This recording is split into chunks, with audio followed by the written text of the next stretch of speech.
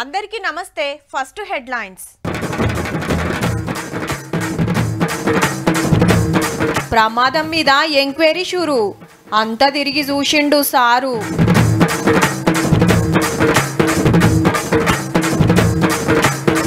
ఒక్కొక్కలది ఒక్కో కథ.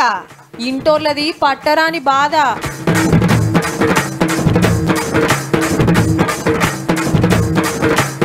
రామన్నకు ఏసీబీ కొత్త నోటీస్. సోమవారమే కార్ రేసింగ్ కేసు.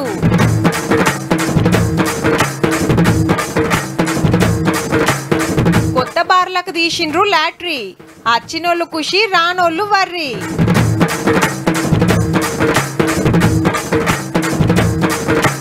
మళ్ళా 1,00,000 దాటిన బంగారం. ఎందుకు ఉరుకుతాందో ఇంతగానం? టీవీలు చూసినా, పేపర్లు మర్రేసినా, సోషల్ మీడియా తెరిచిన మొత్తంగా విమానం ప్రమాదం వార్తలే.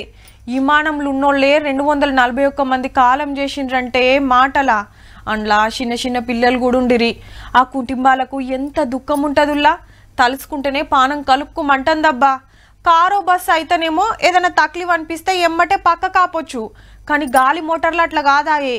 ఏ తప్పు జరిగినో ఏం జరిగినో గాని 100 మంది ప్రాణాలు గాల్లో కలిసివాయే. విమానం కూలిన జాగకు ప్రధానమంత్రి మోడీ సార్ వచ్చిండు పొద్దుగాల. ఏమైంది, ఎట్లయింది, ఏడగూలింది, ఏడేం పడ్డాయి, డెడ్ బాడీలు ఎట్లుండే, బంగ్లా మీద కాకుండా భూమి మీద కూలితే బతికేటోళ్ళ, గా టైంలో బంగ్లాలు ఎందరున్నారని ఆఫీసర్లను అడుక్కుంటా అంతా తిరిగి చూసిండు. గాలి మోటార్ల మంత్రి రామ్మోహన్ నాయుడు సార్ నిన్నటి కాంచి ఆడనే ఉన్నాడు కాబట్టి జరిగింది చూసింది అంతా చెప్పిండు వివరంగా. ఈడికెళ్లి చక్కగా దవాఖానకు పోయి దెబ్బలు తాకిన వాళ్ళని మందలిచ్చిండు. 241 మంది కాలం చేస్తే జర్రంతల బచాయించిన విశ్వాస్ కుమార్ అన్నతో మాట్లాడిండు సారు. వీళ్ళంతా విమానం గులిన మెడికల్ కాలేజీ బంగ్లాలు ఉన్నోళ్ళు. ఏం కాదు, అంతా మేము చూసుకుంటామని ధైర్యం చెప్పి మంచిగా వైద్యం చేయురని డాక్టర్లకు ఆర్డర్ వేసిండు. అటెన్క్ ఆఫీసర్లు, పోలీసులు, ఎయిర్ ఇండియా కంపెనీలతో మీటింగ్ నడిచింది చాలాసేపే.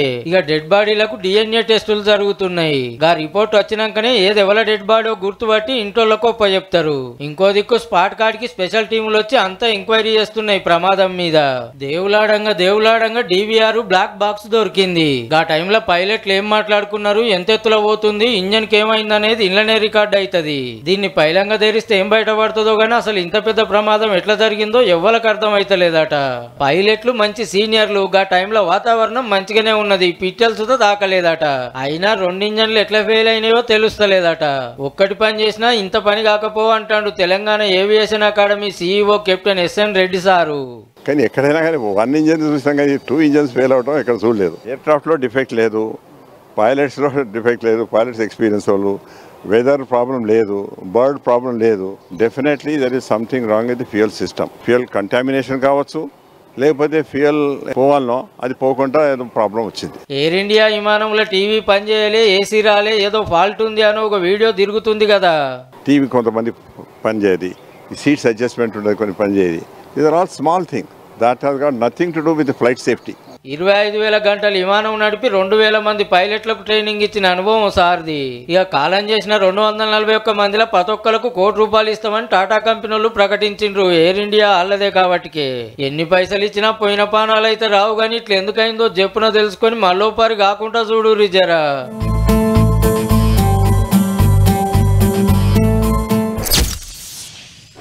మృత్యుంజయుడు ఒకే ఒక్కడున్నాడు, అతనొక్కడే. రాత్రి సంధి దేశమంతా గిదే మాట. గంత పెద్ద ప్రమాదంకెళ్ళి బయటపడుడంటే మాటల మరి. ముచ్చట తెలిసిన కాంచి ఆ ఒక్కడు ఎవరని సోషల్ మీడియాలో మస్తు దేవులాడినరు. ఏ ఊరు, ఏం చేస్తాడు, ఏడికి పోతాడు, ఎట్లా బయటపడ్డాడో తెలుసుకోవాలని ఆత్రం ఎవ్వరికైనా ఉంటది కదా. విమానంలో 242 మంది ఉంటే బతికిన ఒకే ఒక్కడు ఈ అన్ననే. పేరు విశ్వాస్ కుమార్ రమేష్. ఇప్పుడు దవాఖానలో ఉన్నాడు. ప్రధానమంత్రి మోడీ సారు మందలిస్తానికి వచ్చిండు. అసలు గాలి మోటార్లు ఏమయ్యింది, నువ్వు వేడగొక్కున్నావు, ఎట్లా బచాయించినవు, బయటికి దుంకినవా, నీ చుట్టూ ఏమైందో యాదుకున్నదా అని అడిగితే గుర్తున్న అన్ని చెప్పిండట. విమానం ఇట్లా గాలికి లేచిందో లేదో సెకండ్లలోనే కూలిపోయింది. నేను బయటికేం దుంకలేదు, విమానం పడంగానే నా సీట్ ఇరిగిపోయి దూరంగా ఇసిరేసినట్టే పడ్డా.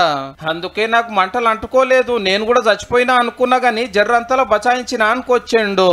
అన్న సీటు ఎమర్జెన్సీ డోర్ కాన్నే. ఇటు కొసకుండే వరకు సీట్ ఇరిగి మంటలలో కాకుండా దూరం పడ్డదన్నట్టు. చేతులకు ముఖానికి దెబ్బలు తాకితే అట్లనే లేచొస్తుంటే పబ్లిక్ అంతా పరిశాన్ అయ్యిండ్రు. విమానంలోనే ఉన్నా అంటే ఎవ్వరు నమ్మకుండొచ్చు, అంత పెద్ద ప్రమాదం. మరి నడుచుకుంటూ వచ్చి అంబులెన్స్ ఎక్కి దవాఖానకు వచ్చిండు. ఆఖరి 5-6 సెకండ్లలో ఏమైందో చెప్పడానికి అన్న ఒక్కడే సాక్ష్యం. ఇప్పుడు చానేళ్ల కిందటనే బ్రిటన్ దేశం పోయిండట. భార్య బిడ్డే ఆడనే ఉంటున్నారు. చుట్టాలను చూస్తానికి 2 రోజుల కిందటనే గుజరాత్ వచ్చిందట. మళ్ళా పోతుంటే గింత పని అయ్యింది. అంత పెద్ద ప్రమాదంలో 242 మందిలా ఒక్కడే బతికిందంటే అన్నకిదో కొత్త జన్మ అన్నట్టే.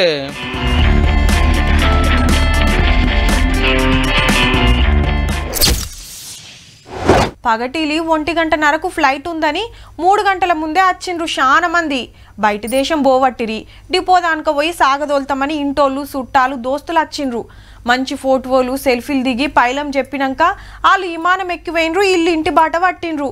అహ్మదాబాద్లా గాలి మోటార్ ఎక్కితే 9:30-10 గంటలు పడుతుంది లండన్లో దిగే వరకు. దిగంగానే ఫోన్ చేస్తామని చెప్పే ఉంటారు. ఇంతల్నే గంత పని అయింది. పాపం ఈ డాక్టర్ ఫ్యామిలీది ఇదే ఆఖరు సెల్ఫీ. లండన్లోనే బతుకుదామని 3 పిల్లల్ని తీసుకొని విమానం ఎక్కి గా సంబురంలో సెల్ఫీలు తీసుకొని చుట్టాలు దోస్తులకు పంపిండ్రు.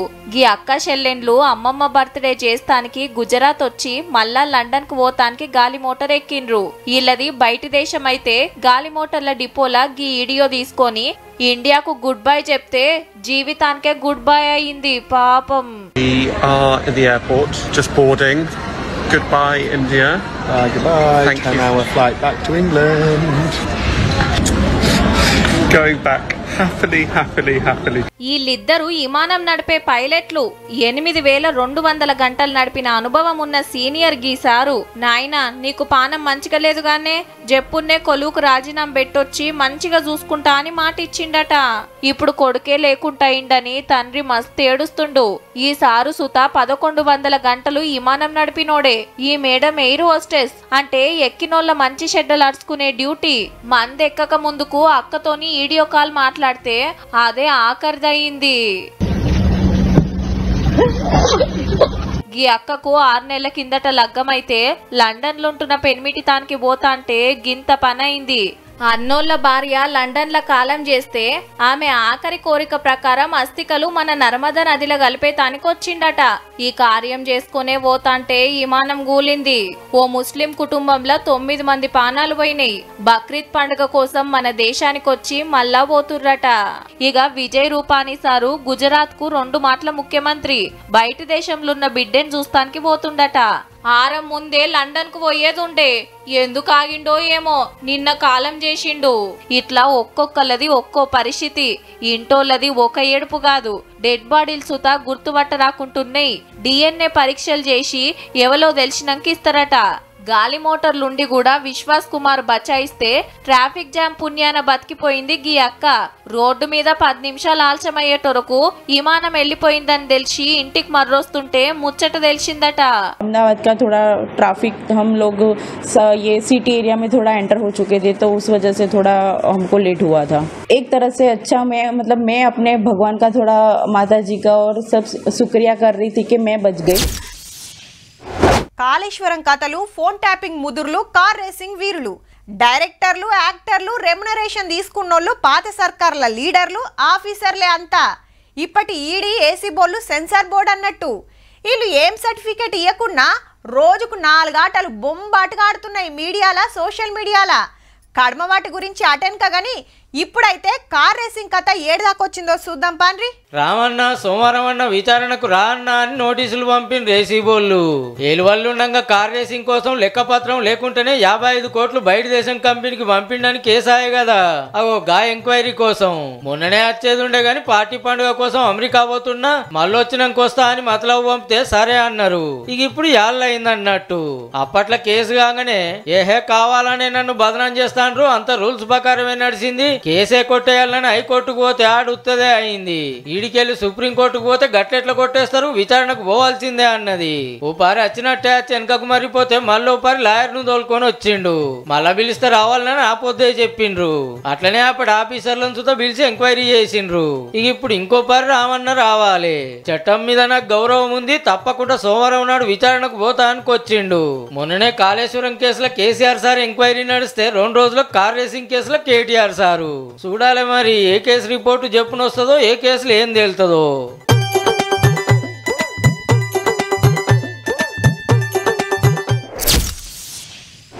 మునుపు మనకు బగ్గ దొరికి ఇప్పుడు అస్సలు కానరాకుండా పోయినాయి అనుకోర్రి.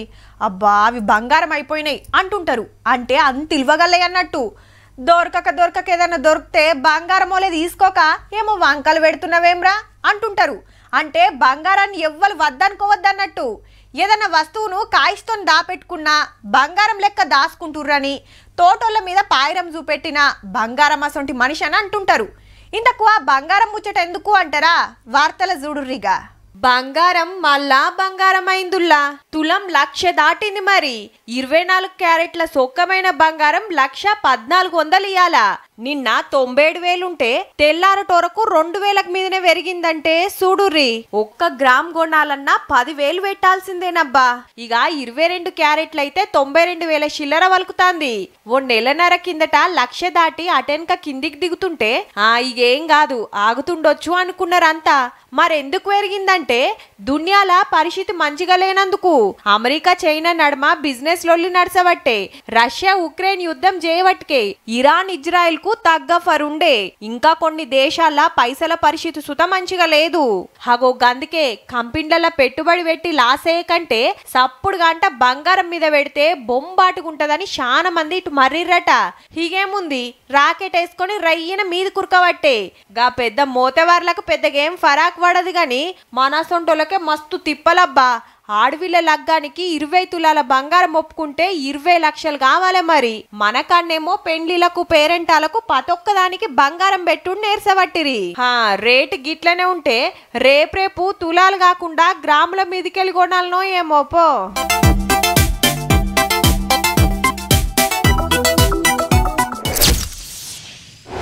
సర్కార్ ఆఫీస్ అయినా ప్రైవేట్ కంపెనీ అయినా కొలువులు వేసకాడ అన్నలకు అక్కలకు జమీన్ ఆస్మాన్ ఫరాక్ ఉంటుంది. వాళ్ళు 90 మంది ఉంటే వీళ్ళు 10 మంది ఉంటే మా ఎక్కువ. దందాలు వేసకాడ గట్లనే ఉంటుంది. మగోళ్ళు నడిపే బిజినెస్లే ఎక్కువ ఉంటాయి. మహిళా పొదుపు సంఘాల పుణ్యమా అని ఇప్పుడిప్పుడే అక్కలు సుత చిన్న దుఃఖాలు పెట్టుకుంటున్నారు. ఇక రాజకీయాల ముచ్చట ఎంత తక్కువ మాట్లాడుకుంటే అంత మంచిది. టికెట్లు వంచే కాడ, పోటీ వేసే కాడ, గెలిచే కాడ అన్నిట్లా అక్కలను దూరం పెడతారు. ఇక గా లెక్కలు మారబోతున్నాయిల్లో. మా అక్క చెల్లెండ్లంతా ఖుషయ్య ముచ్చటైందంటే వచ్చే పార్లమెంట్ ఎలక్షన్లా మనకు 33% రిజర్వేషన్ అమల్లోకి వచ్చేటట్టుందబ్బా. అంటే 2029లా ఆల్రెడీ పార్లమెంట్ లా బిల్లు సుత పెట్టిండ్రు. ఇక అచ్చేడు దేశమంతా జనాభా లెక్కలు తీస్తారు. ఆడోళ్ళు మొగోళ్ళు ఎందరున్నారో తెలిసినాక మందిని బట్టి ఎంపీ సీట్లు పెంచే కోపుందట. ఇప్పుడు లోక్సభలో 543 మంది ఎంపీలుంటే నియోజకవర్గాలు పెరిగినాయనుకో 888 కావచ్చు. 100కి 33 మంది అంటే 293 సీట్లు లేడీస్ కే ఇయ్యాలిగా. ఇప్పటి లెక్క మీదకెళ్ళి చూస్తే 179 మంది ఉండాల్సి ఉంటే ఉన్నది 74 మందే. మహిళా రిజర్వేషన్ బిల్లు కోసం ఏండ్ల కాంచి ఉద్యమం నడుస్తుంది. నియంగానే ఇప్పుడు అమల్లోకి వచ్చానంటే ఆడోళ్ళకు సుత మస్తు పదవులు వస్తాయి. ఎంపీలే కాదు ఎమ్మెల్యేలు కూడా. గా లెక్క మీదకెళ్ళి చూస్తే మన అసెంబ్లీలా 119 మంది ఎమ్మెల్యేలు ఉంటే 39 మంది మేడాలు ఉండాలి. కానీ ఉన్నది ఉత్త 9 మందే. ఎట్లా చూసుకున్నా ఫాయిదే. అంత మంచిగానే ఉన్నది గాని జనాభా లెక్కలు తీసి కులగణన వేసేటోరకు పార్లమెంట్ ఎలక్షన్లు అయిపోతేగానే చర్చ నడసబట్టే. చూడాలి మరి ఏమైతుందో.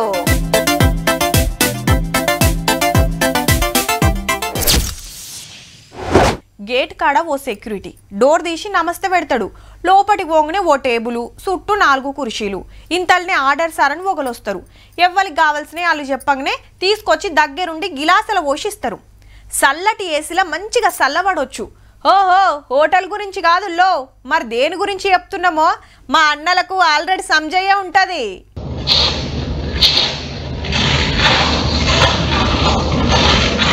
అవు కొత్త బార్ల లక్కీ లాటరీ. హైదరాబాద్ లో 24 దుకాణాలు అయితే 3,520 అప్లికేషన్లు వచ్చినాయి అంటే చూడుర్రిగా. అంటే ఒక్కొక్క బార్ కు 146 వచ్చినట్టు. రంగారెడ్డి జిల్లా జల్పల్లి, మహబూబ్ నగర్, నిజామాబాద్, బోధన్లో ఇంకో 4 కొత్త బార్ల కోసం 148 మంది పోటీ పడ్డారు. సిటీసీ వారు నార్సింగ్ ఏరియాలో ఫంక్షన్ హాల్లకి కార్యం పెడితే లోపల హాల్ నిండింది, బయట కార్లు నిండినాయి. ఇట్లా అన్ని టోకెన్లు వేసినాక మంచిగా కలగలిపి లాటరీ తీసిర్రు. ఈ టోకెన్ నంబర్ ఉన్న వాళ్ళకు బార్లు వస్తే చిన్న సంబరం కాదు. మన सरदार जी 75 बार दरखास्त पेड़ते 2 వచ్చినాయి. 2 हमारे को मिले हैं बार लाइसेंसेस.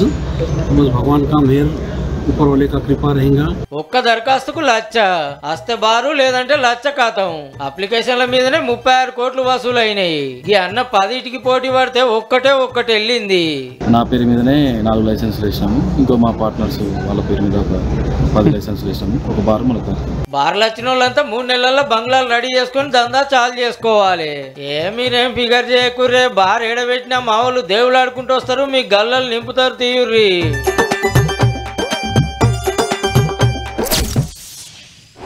చిన్నప్పుడు ఆనబడుతుంటే కొప్పెర పెట్టుకొని బడికి పోయేది, లేదంటే అబ్రక్కాయిదాలు నెత్తికి చుట్టేది. చెత్తిర్ల వాడకం చాలా తక్కువనే ఉండే మరి. కానీ ఇప్పుడు తీరు చెత్తిర్లు రాబట్టే ఇక అంగి పాయింట్లు తొడిగినట్టే కత్తర్ నాకు ఆనకట్లు వచ్చినాయి. ఎంత ఆనగొట్టినా గది ఉంటే చాలు, తడుస్తామన్న టెన్షనే ఉండదు. కాలానికి తగ్గట్టు అన్ని మారుతూనే ఉన్నాయి. కానీ ఇయాల్టి ఆనల ముచ్చట ఎట్లుందో చూద్దాం పాండ్రి.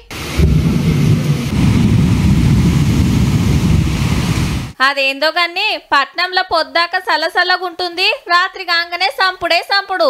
ఉరుములు మెరుపులతోటి దమ్మడ దిమ్మడ దంచితే ఉతార్లున్న ఏరియాలలో నీళ్లు బారబట్టే. ఆఫీసులు కంపెనీలు దుకాణాలకెళ్ళి అందరి ఇంటికి పోయే యాలాయే.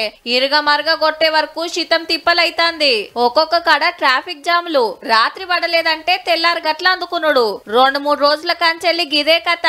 అదే పగటి పూట ఇంత పెద్ద ఆన పడితే పట్నపోళ్ళు సుక్కలు చూడాల్సిందే మరి.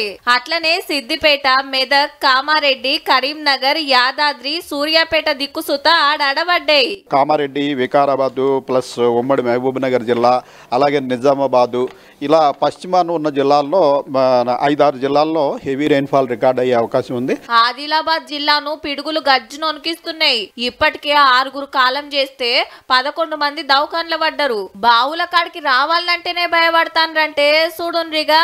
మొగులు లేదంటే అస్తారు, మొగులు ఉంటే రామంటారు. మెదక్ జిల్లా గూడూర్ల సూత వ్యవసాయం పనులకు పోతే పిడుగు పడి ఒకళ్ళు జీవిడిస్తే ఇంకొకరికి దెబ్బలు దాకినాయి. ఆన పడేటప్పుడు ఉరిమేటప్పుడు ఏం జాగ్రత్తలు తీసుకోవాలనో కరెంటోళ్ళు మళ్ళా చెప్తాండ్రు. మోస్ట్లీ చెట్ల కింద ఉండొద్దు, కాళ్ళలో స్లీపర్ రబ్బర్ చెప్పర్ లాంటివి వేసుకోవాలి. మరి రేపెట్లుంటదో గాని ఇయాల్టికైతే గింతే.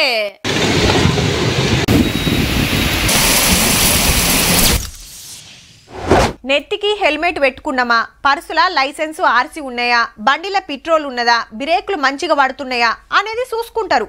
కార్ అయితే సీట్ బెల్ట్ పెట్టుకోవాలి, అన్ని కాయిదాలు ఉండాలి, టైర్ల సరిపోను గాలి ఉందా, హెడ్ లైట్లు చక్కగా పనిచేస్తున్నాయా, ఆఫీసులకు పోతున్నా ఊర్లకు పోతున్నా ఇవి చెక్ చేసుకుంటారు మొదలు. సేమ్ పిల్లల్ని బడికి తీసుకుపోయే బస్సులు సుత చక్కగా ఉండాలి కదా. వెంట బడి బస్సులు ఆపుడు, కాగితాలు కత్పలు చూసుడు, రూల్ తప్పితే సీజ్ చేసుడు. నిన్నయాల్టికెళ్లి జోరుగా నడుస్తున్నాయి ఆర్టీఏ చెక్కింగులు. ఈ స్కూల్లో చాలైనాయి కదా. బస్సు డ్రైవర్ కు లైసెన్స్ ఉన్నదా, ఆర్సీ కథేంది, బండి పర్మిట్ ముచ్చటేంది, ఫిట్నెస్ సర్టిఫికేట్ ఉన్నదా, బ్రేకులు మంచిగా పడుతున్నాయా లేదా చూస్తున్నారు. ఈ 2 రోజులల్లనే పట్నంలో 40కి మీద బస్సులు సీజ్ చేసిండ్రంటే చూడుండ్రిగా. ఫిట్నెస్ లేకుండా బండి బయటికి రావద్దు. డ్రైవర్ యొక్క ఏజ్ లిమిట్ మాత్రం 60 years బిలో ఉండాలి. 5 years ఎక్స్పీరియన్స్ కలిగి ఉండాలి. లైట్ మోటార్ వెహికల్ అయితే లైట్ మోటార్ వెహికల్, అదే హెవీ వెహికల్ అయితే 5 years కలిగి ఉండాలి. 50-60 ఏండ్లు దాటినోళ్ళని కూడా డ్రైవర్ల లెక్క పెట్టుకుంటున్నారట కొందరు, తక్కువ జీతానికి పనిచేస్తారని. ఇక ఒకటే బస్సుల సీట్ల కంటే ఎక్కువ కుక్కిడ్చి పెడుతుంటారు. బడికి మా బస్సులనే రావాలని కండిషన్లు పెడతారు. బాగా చెప్తా బస్సుకు సపరేట్ ఫీజు గుంజుతారు గాని రూల్స్ పాటించే కాడ గింత లాపర్వా ఉంటారు అన్నట్టు. బళ్ళు చాలా ఏముందే బస్సుల ఫిట్నెస్ చూసుకోవాలని ఆర్టీఏ ఆఫీసర్లు అన్ని స్కూళ్లకు నోటీసులు పంపిస్తే కొందరుగా ముచ్చట్నే పట్టించుకోలేదట. వాళ్ళందరు పని పడుతున్నారు. ఇక అటు జిల్లాలలో సుత చెకింగ్లు నడుస్తున్నాయి. బస్సులు అంతా బుడ్డ పొరలాయే. అన్ని తీర్ల కరెక్ట్ ఉంటేనే పైలంగా పోయొస్తారు. కానీ బళ్ళు చాలైనప్పుడే కాకుండా ఎప్పటికప్పుడు ఓ నజరయ్యుండ్రి సార్లు. చూసిండ్రు కదా. ఇక ఇవుళ్ళ ఇయాల్టి తీన్మార్ ముచ్చట్లు ఉంటామల్లా. నమస్తే.